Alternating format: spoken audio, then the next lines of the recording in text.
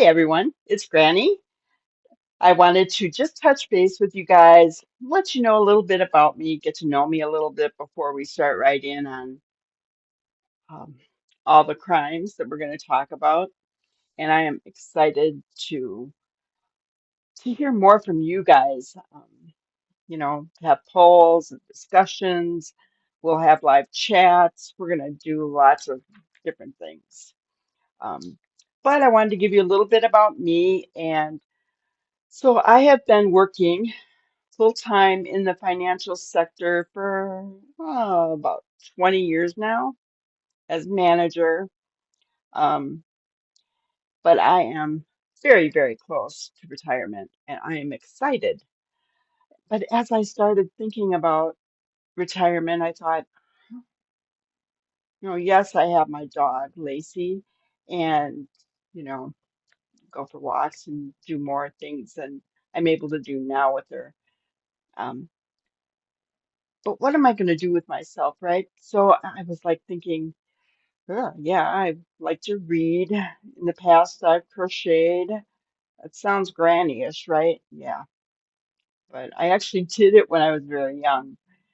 So, um, I, I didn't know. I like to watch movies. I usually use my tablet for things and to sit down and watch movies on. I really don't even watch much TV. Um, One of the shows that I really do like watching is Heartland. Um, I guess that's the big one that I watch.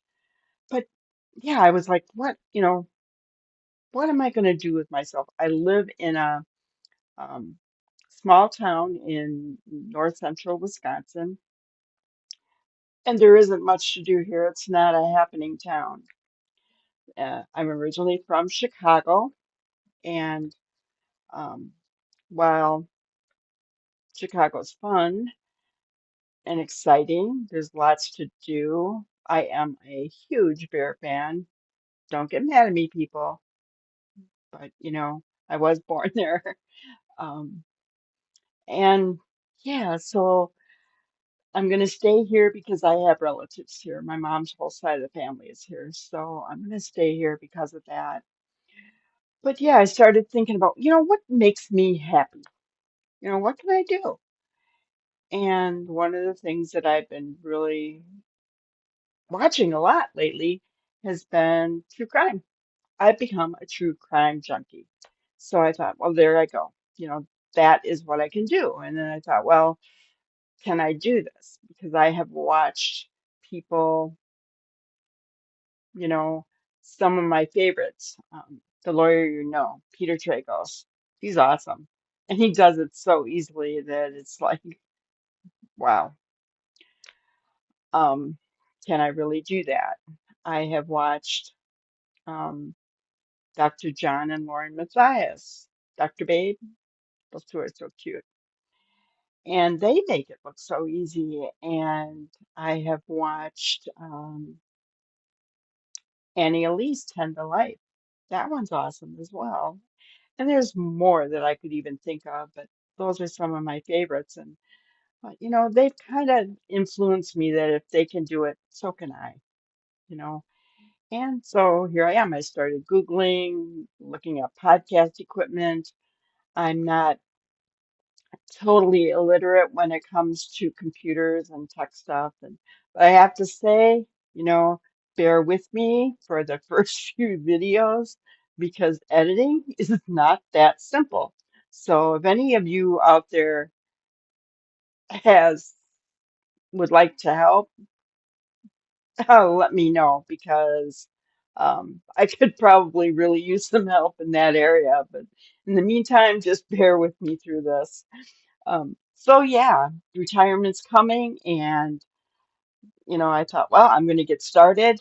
I'm going to before I even retire, and I'm going to get moving on it so that when I retire, I'm going to hit the ground running and move full steam ahead. The one thing that stands out to me in every true crime story is the victims. Um, I really feel like a lot of times they're kind of pushed off to the side because there's so much coming out about the suspects. And as much as people really, even the media, reporters, I have two favorite reporters, okay? JB Buno with WFLA and Brian Enton with News Nation. I like Ashley Banfield with News Nation as well. Um, I like listening to Nancy Grace's perspective once in a while, but um, I love the fact that especially JB and Brian really try to, put the emphasis on the victims and, and their families. Um, And that's the one perspective I would like to bring in my channel. Um, 'Cause my desire is to bring a voice to the victims because they can't speak for themselves, um, but their families can, and to bring compassion to their families, to call out the perpetrators and seek justice for the victims, pray for the victims. And the first case that I actually followed was the Gabby Petito case. And I think that I was probably on Facebook and hit the watch, button by mistake. I thought, what's this? So I'm not afraid to figure technology out. Not at all. I'm not afraid of technology in the least, which is unusual for people my age and above, I think. But um, I came across JB, WFLA now, and he was talking about the Gabby Petito case. And that case, that is the first case that hooked me. It really was. Um, I was blown away by what was going on. I was in tears. It was, so many emotions from that case alone. I was glued to my computer. At night, I would watch it from the minute I got home from work. I made supper. That time, my dad was living with me. I just lost him last August. But at that time, I would make supper, you know, and then get on my computer and watch it until I went to bed. The next morning, I'd get up, turn on my computer, run to get my coffee, and I'd sit there until I had to shower to get ready for work. It was just crazy because I wanted to know every little thing that was going on in that case. And my heart was broken as I watched Nicole and Joe plead with the media and with the Laundry family for news about their daughter. It was horrible, and I cried along with JB when we received news that Gabby's body was found. And I was glued to the TV daily watching. I needed to know the updates. Then, of course, we heard that someone, a YouTuber, had thought, I think I've seen that van when we were in the Grand Tetons, and I'm going to look. And then, sure enough, they had seen that infamous white van, and they got that information to the police. And that video that they showed was instrumental in discovering Gabby's remains. And I was numb when I it was horrific. And I will never forget coming home that day and watching JB break down as he was announcing what had happened, that they were fairly certain that the remains that they had found were hers, even though they were not officially identified at the time. But they had called the Petito family. And I cried right along with JB.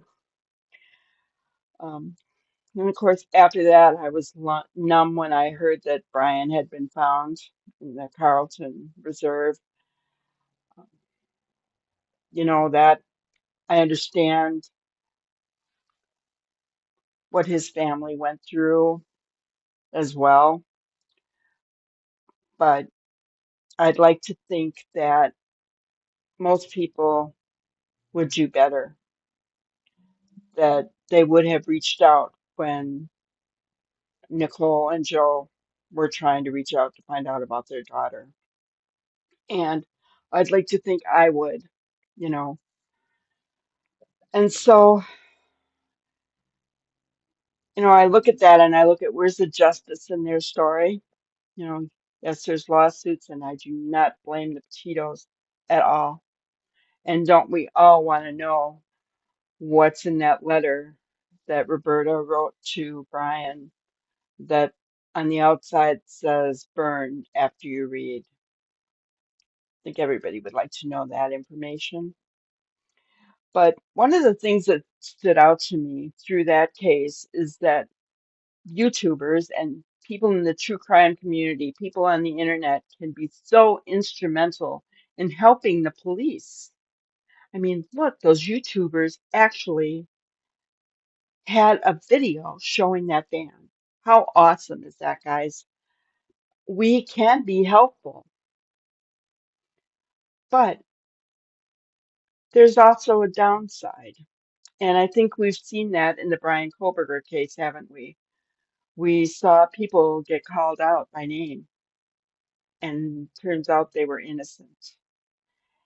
And you saw a lawsuit because of it. So, you know, I know that most of us know we need to be careful. And I hope that this was a good lesson learned. But, we can speculate, but we need to really, really watch what we're doing. Um, I think healthy speculation is good, but we really need to stick to the facts. And so when I was thinking about doing a YouTube channel, you know, I remembered about that couple that turned in that video of the infamous white van. And I'm always that that's my thought. I want to be helpful. I want to, because maybe I won't help someone, but maybe someone, one of my subscribers, has seen or knows something, or somebody from Lauren and Dr. John's channel, or somebody from um, Peter Tragos' channel, or Annie Elise's channel, or the millions of others that are out there. If we can be of help to the police, that is an incredible thing.